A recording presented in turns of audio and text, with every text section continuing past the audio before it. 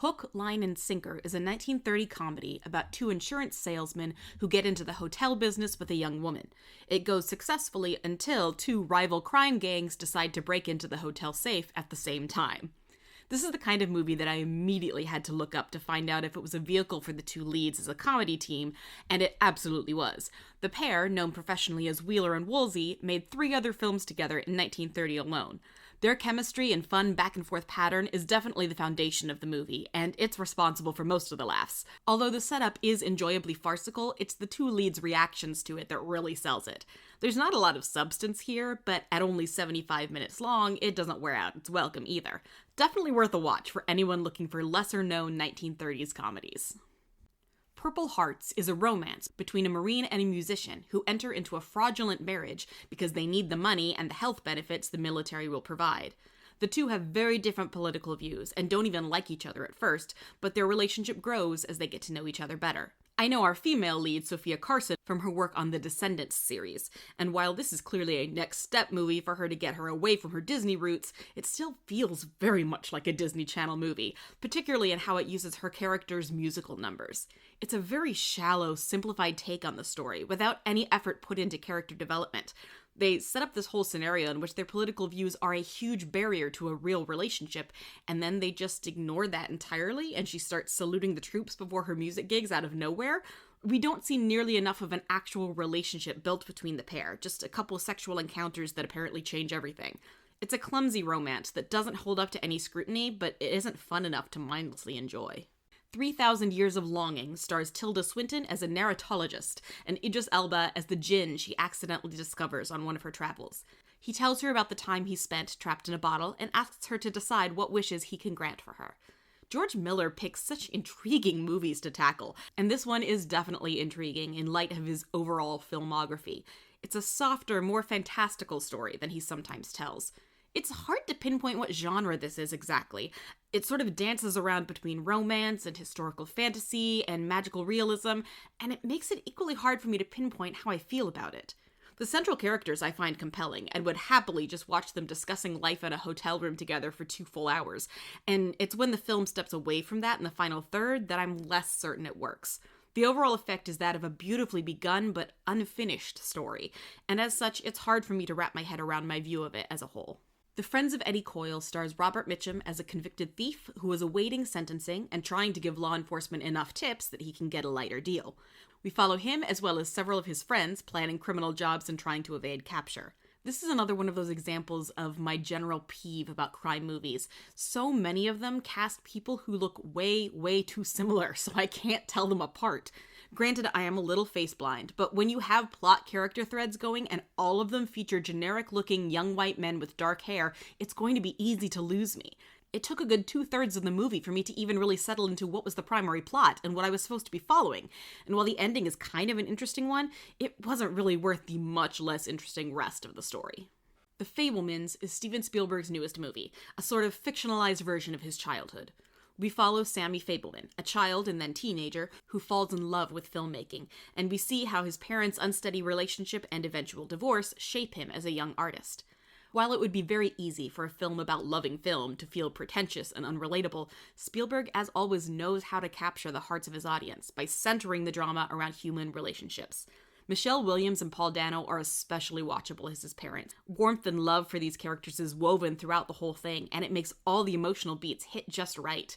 It's kind of difficult to talk about because none of the individual moments of this movie seem particularly noteworthy on their own, but added up together, it just works. And while this is a tiny moment, it has the most perfect final shot of any movie I've seen lately. I involuntarily laughed out loud in delight and rewound to watch the last 10 seconds again. Definitely a strong entry in Spielberg's filmography. Outward Bound is a 1930 film based on a stage play in which 7 people on a boat all realize that they are dead and that the boat is taking them to the afterlife. At first, everyone's just drifting around on the boat in the haze, but one character figures it out and goes around trying to get the others to understand. This is a pretty short film at just under 90 minutes, but I do wish we had more time to get to know each of the characters a little better. It's a small enough cast that should be possible, but we really only spend extended time with the young couple who are there together.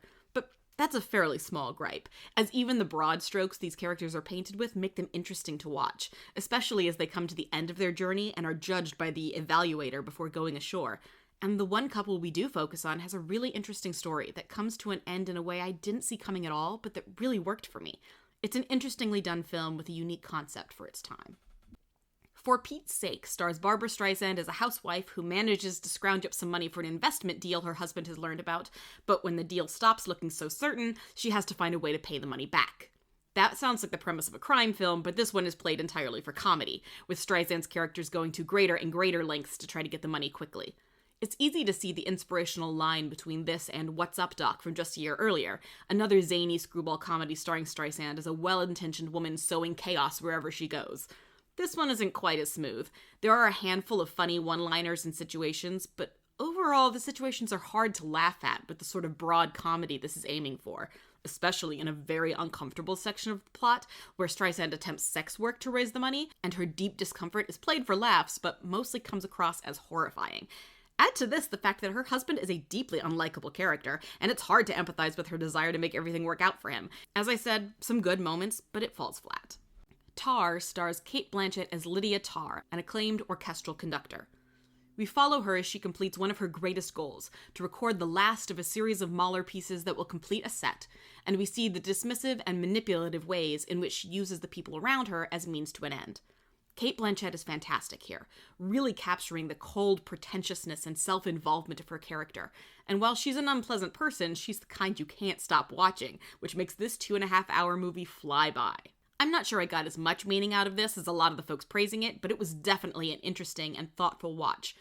I will say the final sequence was nearly incomprehensible to me. I was completely unfamiliar with what it was referencing, so I had to go look up what exactly was happening. My mind was going straight to some bizarre sci-fi answer, but it made sense and resonated once I understood what was going on. Blanchett is the reason to see this one, and it's definitely worth it for her work.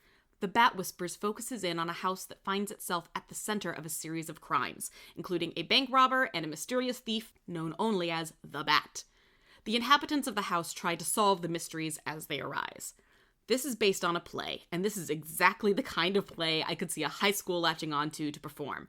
Lots of distinct characters, lots of fun twists and turns, some fun, almost farcical moments of confusion, but in the end it really didn't land that well. What I liked most about it was the lead character, the middle-aged rich woman who owns the house, and while you expect her to mostly be snobby and prudish, she ends up being one of the more competent detectives among the group. There are also some fun, eerie shots of the Bat as he stalks various people in the story, and I found I wanted far more of that than I did the stories of our ensemble cast solving crimes. It's a decent movie, but doesn't fully deliver on the parts that are most interesting. Journey to Greenland follows a French actor who visits his father in Greenland and brings a buddy along. The two explore the area, learn more about the culture, and make some decisions about their own lives. I sought out this movie because I had apparently never seen a film produced in Greenland, and this was the easiest one for me to find to check that off my list. I'll need to look for more at some point, because while this is a decent enough little movie, I'd rather see a story about the people of Greenland with an insider lens more than this outside one. This movie has some lovely Arctic scenery and does a great job of setting the atmosphere of these young men's journey.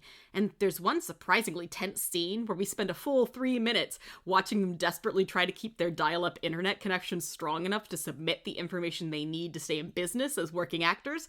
But the character development as a whole is pretty underwhelming, and it's disappointing that we don't really get to spend much time with any of the individual residents of this town. The film casts a wide net and captures a few interesting moments, but I hoped for more from it. The Banshees of Inisherin is set in a small fictional Irish town, focusing on two men who have been best friends for ages, until one, played by Brendan Gleeson, abruptly decides he doesn't like the other one anymore and draws strict boundaries. We follow the rejected friend, played by Colin Farrell, as he tries to negotiate and persuade and occasionally intimidate his former friend into restoring the relationship.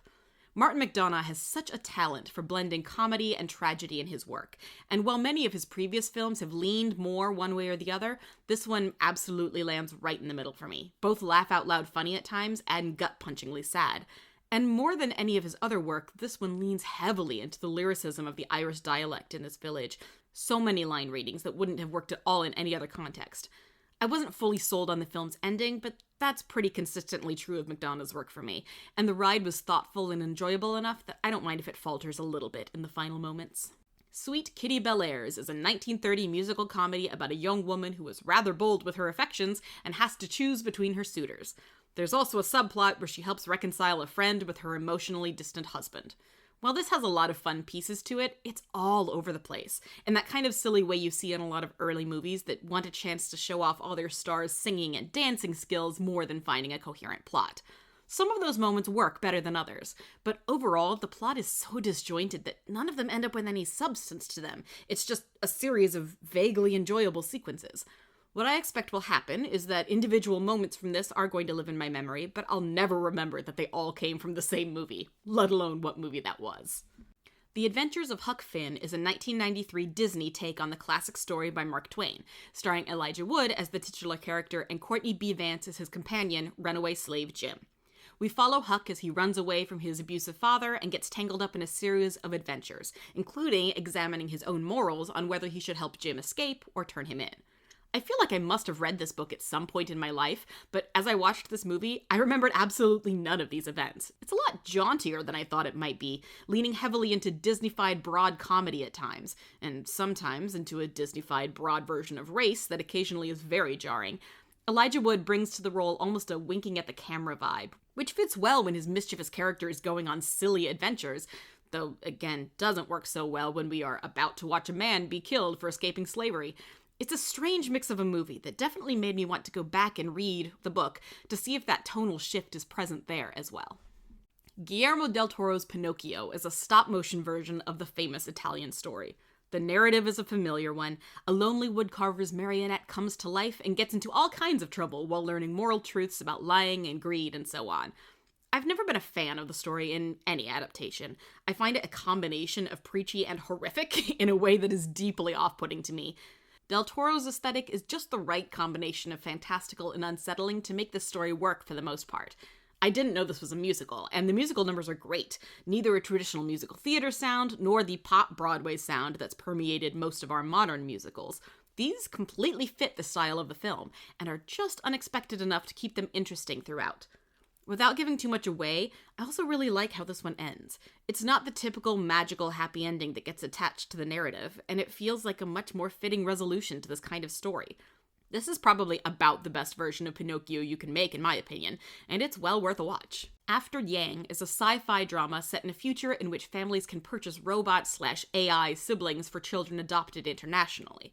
These siblings are programmed to serve as a connector to those children's biological heritage. The story takes off when Yang, one of those AI siblings, shuts down unexpectedly, and the owner runs around to various places trying to see if they can get him fixed. This sounds like the recipe for a potentially high-stakes, action-packed story, but this film keeps it all extremely quiet. It becomes a sort of meditative look at humanity, family, and memory, seen through Yang's memories, which have been extracted from his body. It's very interesting to see a sci-fi take on a sort of dreamy memory play, but I found myself drifting in and out of interest. The world was interesting enough that I wanted to dig into the details more deeply, and instead the movie deliberately skirts them. Once I settled into the vibe that the movie was going to give me, I found a lot to like about it, and pieces of this are definitely going to stick with me, but a part of me still wants to see the movie I thought this was going to be. Shiva Baby is a mostly one-room drama about a young college graduate who is uncertain what she wants to do with her future and has been working as a sugar baby in the meantime. She accompanies her parents to the Shiva of an extended family member, where she runs into her sugar daddy, his wife, and his baby. For the most part, this little indie drama works. The relationships and interactions feel believable, and it's easy to identify with our lead character, who is feeling unmoored and claustrophobic as she shuffles from family member to family member, all eagerly asking her what she's doing next. Even as she makes some truly terrible decisions about how to deal with her stress, we get it. The mood building in this movie is pretty fantastic. I have hardly any true connections to this main character, but I felt like I was there with her, trying to hold it together through the gathering. Things fall apart a little in the final moments of the film, where it feels not so much like it ends as that it meant to end but ran out of time. Still an interesting snapshot of a moment in this person's life, even if I wish it wrapped up more creatively. Wizards is a Ralph Bakshi animated movie set millions of years in the future, after humanity nuclear bombed itself nearly to extinction, and now there is an evil wizard who wants to use World War II footage to inspire an evil army to bring technology back. Look, this plot doesn't make even a tiny bit of sense, but fortunately, it mostly doesn't have to. This movie is all about vibes. Bakshi's animation is truly stunning here. A surprising combination of these garishly colorful cartoon characters, and then these horrifying, suggestive silhouettes, and then sometimes abruptly live-action newsreel-style footage. It reminds me very loosely of Mad God, in that it's creating this fascinating post-apocalyptic world that I don't understand at all, but I'm so intrigued by. While Mad God refused to deliver any concrete world building, Wizards delivers just enough to satisfy my curiosity, and then just plays around with it. It's such a bizarre movie, and I can't think of much else like it, but I had a surprisingly great time with it, and I'm glad I saw it. Monte Carlo is a very early Ernst Lubitsch romance about a woman who runs away from her rich fiancé and ends up falling in love with her hairdresser, who, unbeknownst to her, is another rich man. This is an early musical, and I found myself surprised by how much I loved the songs. My personal musical style definitely tends toward the modern, and I often zone out a bit during older musical movies, but the songs in this are delightful and fun and catchy in all the best ways. It definitely helps that a good quality version of this film still exists, which is definitely not the case for a lot of 1930 movies, so that helps the songs sound their best. And the rest of the movie is also very good. While the romance isn't one I'm necessarily personally invested in, the dialogue is funny and clever, and the stars give it their all. This is definitely one I could see growing to become a favorite, even if it was only very good rather than great on this watch-through. Decision to Leave focuses on a detective who finds himself falling in love with the suspect of a murder he's investigating. I don't want to give away many more spoilers than that, but the two get more and more intertwined throughout the course of the story. This movie got a ton of attention last year, to the point where I was startled it didn't get a Best Foreign Film nomination at the Oscars, and it definitely was more interesting to me than many crime dramas are. The filmmaking itself is really lovely in this. Shots and sound choices that reel you in and make you pay attention, and even when I wasn't fully drawn into the story, I enjoyed just watching the scenes play out in and of themselves. The movie also brings it home in the final moments, at least for me. It ends in a way that I didn't anticipate, but that I found, let's say, striking. I definitely see why so many people connected to this movie, and while I didn't fall in love quite as much, it was something I'm glad I saw, and I appreciate what it was doing. The Count of Monte Cristo stars Jim Caviezel as Edmond Dantes, the poor but ambitious sailor who finds himself betrayed by his best friend, played here by Guy Pearce. Dantes spends over a decade locked away in prison for a crime he didn't commit, before managing to escape and vowing revenge. While there is a lot I enjoy about this movie, there are two rather gaping flaws that keep it from rising too high on my chart. One is that Caviezel is such a bland actor, and even while playing three distinct characters here, the naive innocent, the jaded inmate, and the dashing cavalier, he remains very uncompelling. The second is that the movie is uncertain what it's actually about. It keeps throwing in these half-hearted attempts at an anti-vengeance message, including at the very end, but that's undercut by the fact that, according to what actually happens in this movie, vengeance frickin' rules and gets you everything you want. The conflicting messages keep the film from ever landing on a deeper level and keep it pretty shallow. It is a fun shallow, and the side characters in particular shine, even if our lead does not, but it all feels a little disappointing. Robbery is a pretty straightforward crime drama that follows both a set of criminals planning a bank robbery and the law enforcement officers who are trying to bring them down. This is the third film directed by Peter Yates, and wow, he really wanted to try out all the genres, didn't he? From the sentimental musical Summer Holiday to the absurdist comedy One-Way Pendulum to then this realistic crime story, he didn't seem to want to tie himself down to one style. While that's interesting to me, this movie isn't. There's one scene that stands out where the leader planning the robbery has a confrontation with his wife, and that scene snaps into focus with some really captivating use of color and staging, but all the rest is very typical of everyday crime dramas without much of a unique stamp on it. For some folks, that's going to draw them right into it. For me, it's going to push me away. I continue to be intrigued by Yates as a director, but this is my least favorite of his films thus far. The Pirate movie is a very loose adaptation of the Pirates of Penzance operetta, incorporating some of the original songs in the general outline of the plot and interspersing it with original 80s rock tunes. When I went to look this movie up, I learned that people hated it when it came out. It's got like a 9% on Rotten Tomatoes and got a bunch of Razzie nominations, and it's definitely cheesy and silly, but I had a good enough time with it. I was pleased that at least some pieces of the original Penzance tunes showed up, and although none of the rock replacements were much good, they worked just fine if I thought of them as generic background soundtrack tunes. The jokes and one-liners come fast here, and like with any film with large quantities of jokes, some land and some don't, but the ones that don't aren't belabored, just quietly scooted past. I was particularly impressed with a long farcical sword fighting scene that could easily have gotten boring, but instead kept finding new ways to play with the concept. Will I watch it again? Well, maybe not. Not when the filmed version of the original starring Kevin Kline is right there, but I'm glad I got to see this weird little movie.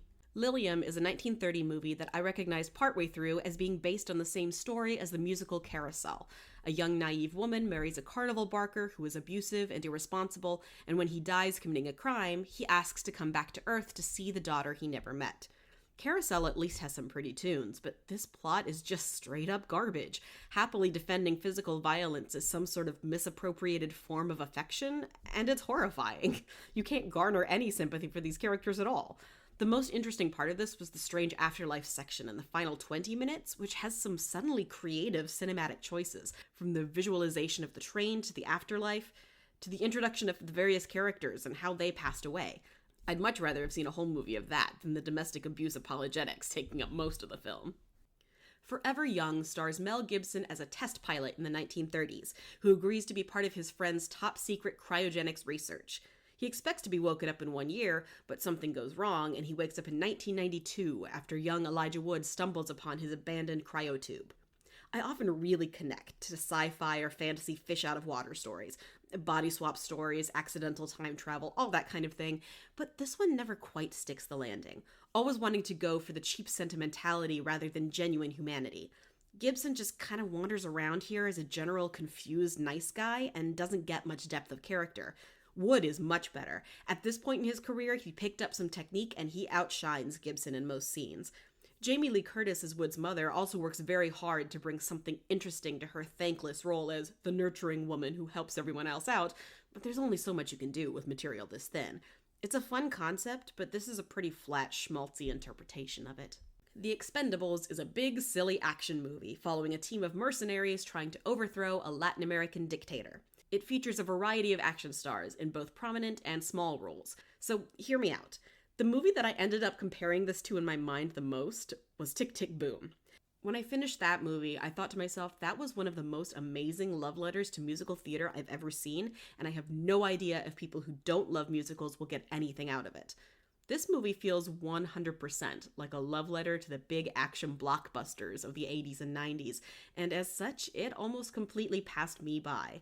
The action sequences don't have interesting fight choreography or unique set pieces so much as just a lot of explosions, and there's not really even any half-hearted character development. But every so often, I'd get a glimpse of the film paying tribute to its past favorites, so with this I'm in this weird space of appreciating what it's doing while having absolutely no interest in watching it myself. It's not for me.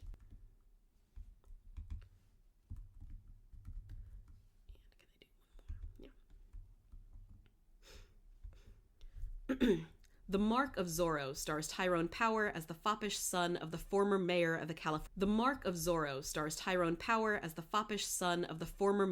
Californian town by day, and the folk hero Zorro fighting corrupt officials by night. This version of the story really relies on the contrast between the two alter egos, and there is a delightful thrill in watching him play his sensitive nobleman act, knowing that he is smarter, stronger, and more ruthless than he's letting on at any point. Power is very charismatic here, and is a lot of fun to watch. I do wish there was a stronger emphasis on either the political aspect of it or the adventure scenes. So much of the story is just watching Power flit about from group to group, and while that's enjoyable, it feels incomplete. It was a fun contrast to The Mask of Zorro, which I watched for the first time earlier this month, and comparing two different approaches to the character almost 60 years apart is kind of fascinating. This one was less exciting, both narratively and visually, but I really enjoyed seeing a more debonair approach to the character. Love, Life, and Goldfish is a Japanese musical film about a young man settling in a new town after a work demotion and perhaps finding love in the process.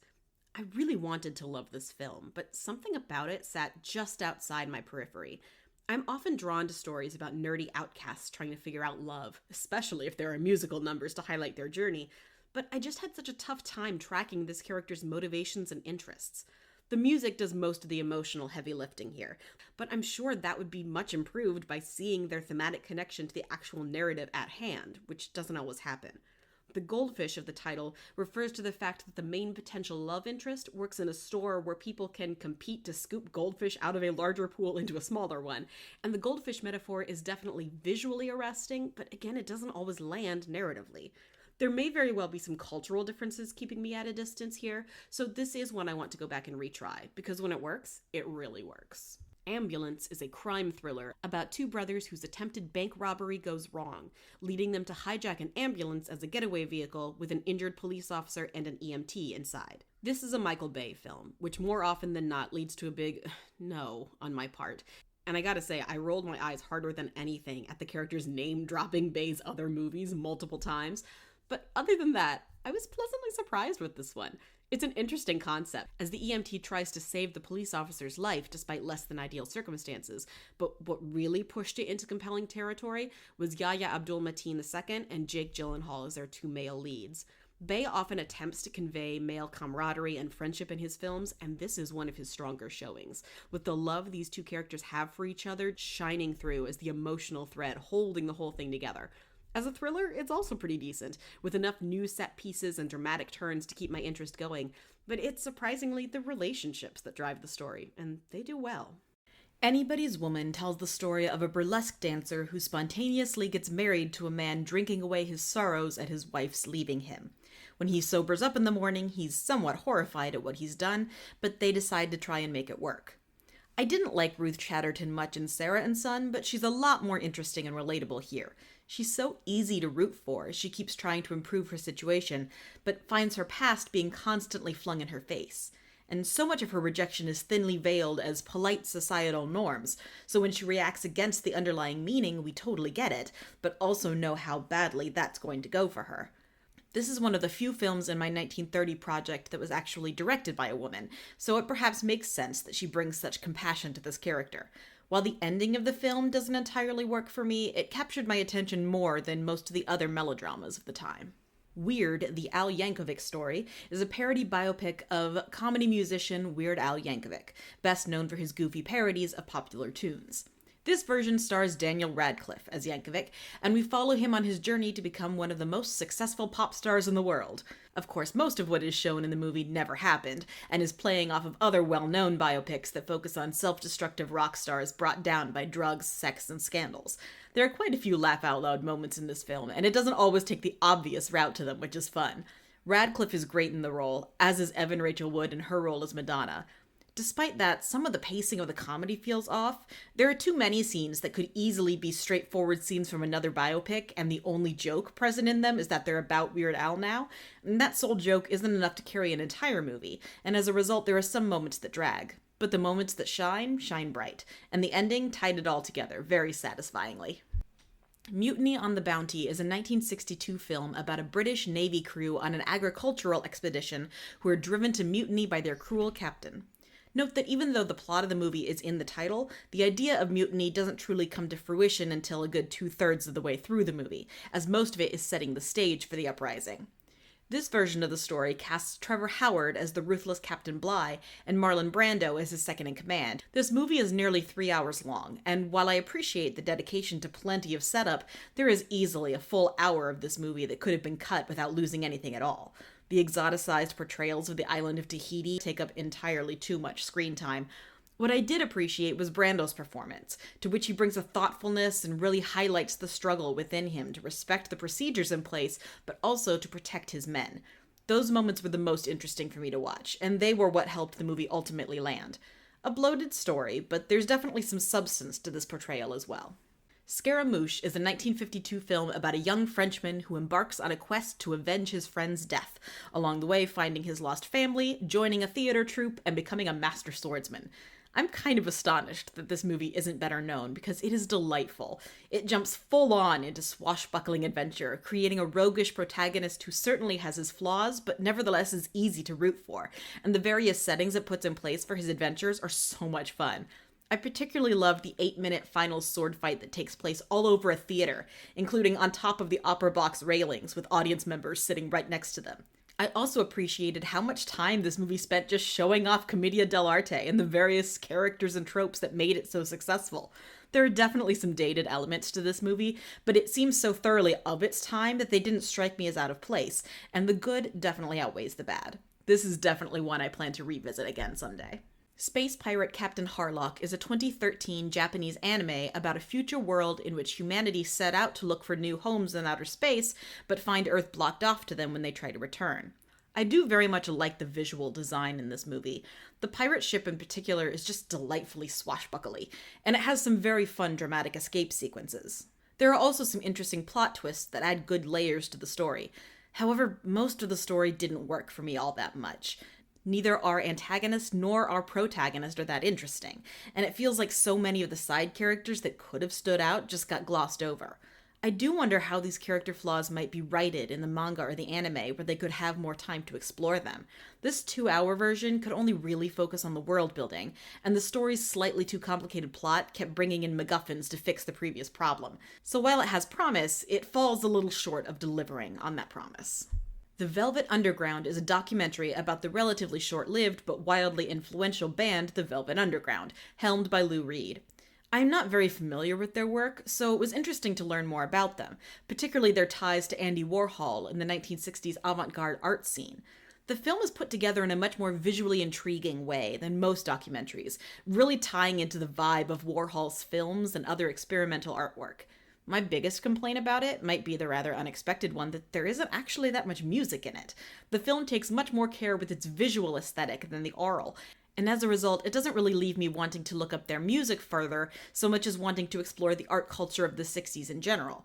But it does feel like this doc is intentionally trying to be expansive and go beyond other music documentaries' focus on the actual sounds of the band, so I don't know that I actually mind this choice. Like most documentaries, I don't know that I'd revisit it anytime soon, but I did feel like I learned a lot.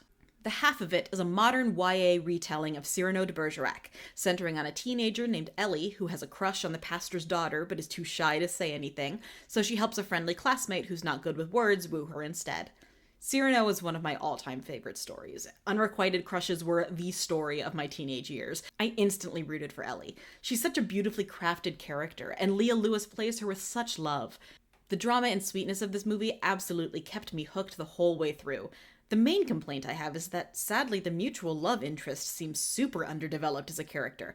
So much so that I kept half wondering if the movie was going to end with Ellie getting together with the boy, who also loved that character, since their friendship had much more compelling scenes. Ultimately, I think the movie is about their friendship more than it is about Ellie's love life, which I do think lands, even if it minimizes the romance a little more than I wanted it to, but that's a small complaint. Overall, it's a charming movie and well worth the watch. The Perfumier is a 2022 German crime drama, very, very loosely based on the book Perfume, the Story of a Murderer by Patrick Suskind. There's already a film of the same name that follows the book more closely, but this feels more like a fan fiction story inspired by the original. Both stories include a gifted perfume maker who becomes obsessed with creating the perfect love potion. This one focuses on a police officer with no sense of smell who finds herself on the killer's track. So I love the original movie, and I just recently read and loved the book, so there's a part of me that disliked how very different this one was. But if I think of it as just a regular crime movie, the central conceit does add a slightly more interesting extra layer to what would otherwise be a bland story. It takes a lot of the sort of melodramatically fantastical elements of the book and makes it fit in surprisingly well to a more stereotypical, lurid crime thriller. Would I recommend it? Well, not really. Not when the originals are right there. But if you prefer gritty crime in your dramas, you might have fun with it. Tower is a mostly animated documentary about the 1966 shootings at the University of Texas in Austin, with a mix of real-life survivors of the attacks and actors playing younger animated versions of the same characters.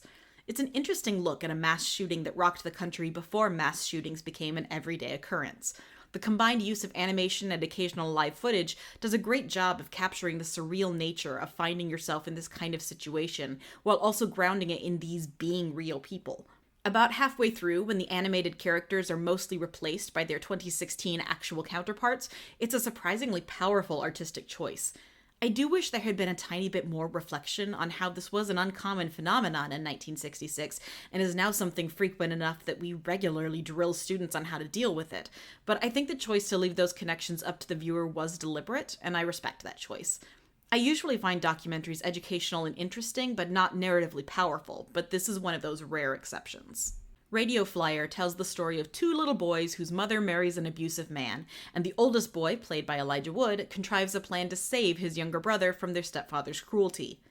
What a strange, confusing tone this is going for, mixing the serious issue of child abuse with an imaginative fantasy in a way that never quite lands. While I won't spoil the details of the ending, it is deeply unsatisfying, given how badly we want our characters to get a concrete happy ending, and while the film clearly attempts to end on a positive note, it doesn't really work at all. The two young actors playing the boys are good, maybe too good, in that they sell the narrative of childhood trauma so realistically that it's hard to let it go when the movie wants us to, and the choice to rarely show the abuser's face and keep him as an ominous, otherworldly villain would have been more effective in a different movie where that was taken more seriously. It's, I think, a well-intentioned film, but it ends up feeling clumsy at best and exploitative at worst. Mad God is a terrifying stop-motion experimental film with a vague plot about a nameless character descending into the depths of a post-apocalyptic hellscape to plant a bomb. We follow him as he encounters all kinds of upsetting horrors. This is a deeply unsettling movie that I really, really wanted to love, but amid all these super compelling and terrifying images, I found myself kind of irritated that I couldn't find even a loose narrative.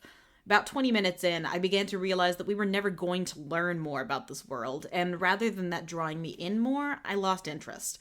The film brings me around a bit at the end, but still isn't ever quite my thing. That being said, I do think it is well made, and I can see it being incredibly powerful for people who are especially drawn to strong visuals. It's very conceptually exciting and very cinematically arresting, even if I found my own interest wavering. It feels more like walking through a gallery of art installations than watching a film, so if that sounds amazing to you, you should definitely check this out. John and Mary tells the story of a couple the morning after their one-night fling. The two are played by Dennis Hoffman and Mia Farrow, and we see them interacting with each other, interspersed with voiceover telling us what they're actually thinking, and flashbacks highlighting past relationships that shaped who they are today. The more I watch of Peter Yates' directorial filmography, the more I'm intrigued by how many genres he jumps around in his early years, hardly ever seeming to tackle the same one twice. This is his first talky romantic drama, and there's something interesting about the formatting of it. It really captures the intimacy of the character's bedroom, and how they alternatingly want to hold onto and let go of that intimacy. The formatting is probably the most interesting thing about it, however, as the subjects themselves are not very interesting, and I'm not sold on Hoffman and Farrow's performances. It's maybe worth watching for those involved, but it doesn't stand out in any special way. The outfit is set in the shop of an English cutter who learned his craft on Savile Row and now has a successful business in Chicago, where he makes suits for, among others, mobsters. We observe his shop over the course of one night, in which he becomes inextricably caught up in mobster infighting he is unprepared to deal with. The script is nicely paced, keeping just enough twists and reveals to keep us interested as the story plays out in our one chosen location. And Mark Rylance is, of course, a phenomenal actor as our lead. He moves so seamlessly between appearing totally innocuous and hinting at dark secrets hidden below the surface. I also like how it keeps the tension intimate, focused on a few individuals at a time, rather than constantly pulling back to look at the big picture. My one complaint is that the final scenes of the movie escalate the story to a realm that I found less believable and certainly not necessary to keep the themes and the mood of the story intact, so that was a bit of a disappointment. But other than that, it's a well-crafted film. Murphy's War stars Peter O'Toole as the sole survivor of a German submarine attack on his ship in World War II, and he makes it his personal mission to single-handedly take down the submarine that killed the rest of his shipmates. I've commented before on how Peter Yates' filmography is a constant yo-yo between different genres, and this is yet another example to add to the list. This strikes an interesting tonal balance between the enthusiasm of an underdog heist film and the cynicism of an anti-war picture. Murphy's a pretty uninteresting character, and we never really get the sense of why he's so determined to bring the sub down by himself, but O'Toole does his best to bring him to some form of life. The most interesting piece is probably watching the side characters get hurt along the way and seeing how little that does to sway Murphy's decision. And the final 20 minutes or so are the most engaging, as Murphy's quest finally reaches its culmination, but it's not one that I think will stick in my mind for very long. City Hall stars Al Pacino as the mayor of New York City, and John Cusack as his ambitious deputy mayor who just wants to make real change in the city. Things get complicated when an NYPD officer is involved in a shooting with a drug dealer that ends up taking the life of a nearby child, and questions about what the officer was doing there in the first place start revealing some corruption beneath. It's hard for me to watch one of these gritty political police dramas now and not immediately draw lines to Sidney Lumet's work, as that was one of the themes he explored the most. This is a pretty mediocre exploration of the theme, aside from a medium interesting last-minute reveal that does add a little oomph to it. Cusack's Louisiana persona doesn't work for me most of the time, and as is too frequently the case with this kind of movie, the trail gets so windy that it's hard to remember at the end why we were supposed to care about it to begin with. I'm sure it scratches a particular itch for some movie fans, but I found it pretty lackluster. Without giving too much away, Barbarian is a story told in a few separate portions about a house in an especially run-down area of Detroit that has weird things happening in the basement. This was one of the horror movies that was suddenly getting very talked about, so I perhaps had slightly higher expectations going into it than I should have. That makes it sound like it's a bad movie, but it absolutely isn't. But it's just a very good horror movie rather than something groundbreaking I thought it might be. But all that's not a real complaint. I'm quite happy with a good horror movie. It sets up an interesting grouping of characters to be dealing with the evil house, and it's got some great scares, capturing both effective jump scares and moody tension building. I also love how it keeps twisting away from the movie you think it's telling. It cuts just when you least expect it to, and then all of a sudden you're getting a completely different angle on the story, and then somehow it all fits together at the end. Definitely worth a watch. The Big Heat is a noir following a detective who just can't let go after a police officer's suicide and keeps digging deeper into what may have prompted it. It's directed by Fritz Lang, which means it looks great, but that's about where my interest in it ends. I just watched this movie a day or two ago, and I couldn't for the life of me remember what actually happened in the movie. I had to go to Wikipedia to remind myself of it. The one piece I could remember, because it's the one that stands out the most, is the relationship of the women in the movie to their significant others. Had more of the movie been focused around them, it would have captured my attention more. As it stands, it's another crime film I have a hard time getting into, and thus don't really feel qualified to give much more than my personal experience of it. If this is a genre you love, this is a well put together iteration of it, and Long was a talented director, so that alone makes it worth watching, but it won't land at the top of any of my own personal lists. Glass Onion is the sequel to Knives Out, this time putting Detective Benoit Blanc on a remote island attending a tech billionaire's elaborate reunion of old friends, trying to figure out why he was invited. I'm usually not a fan of sequels and how they make complete character arcs incomplete, but since the only recurring character between the two films isn't the one who gets the character arc in the first place, it works just fine. And Rian Johnson's done it again. This is beautifully woven together, so carefully crafted, and it definitely scratches the Agatha Christie itch. Even better, though, not only does this have a great sense of humor, but Johnson has now twice ended these movies by centering people who usually get screwed over by the system and giving them a big win, and I love it. It's cozy and deeply artistically satisfying at the same time, which I don't feel like I get all that often, particularly in mystery or crime genres. It's an extremely fun watch and definitely a worthy follow-up.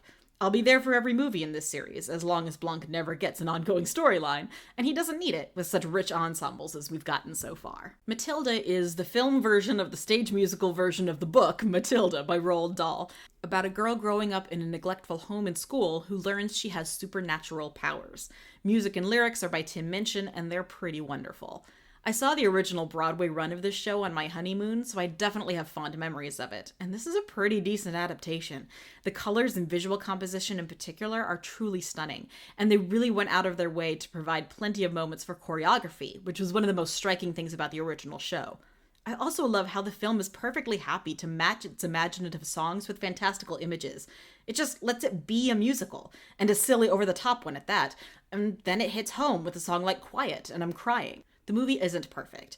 The multiple fat suits are a disappointing and distractingly bad decision, but so much of the movie serves the story and the music that it's still, overall, a satisfying viewing. Here's to more filmed versions of great musicals. The Hot Rock stars Robert Redford as a thief released from prison who is immediately thrown into another heist to steal a valuable gem. As complication after complication arises, the man bankrolling the gang's heist becomes impatient and they have to find a way to finish the job. There's a lightheartedness to much of this movie that makes it a little jauntier than some movies in this genre, and that's appreciated.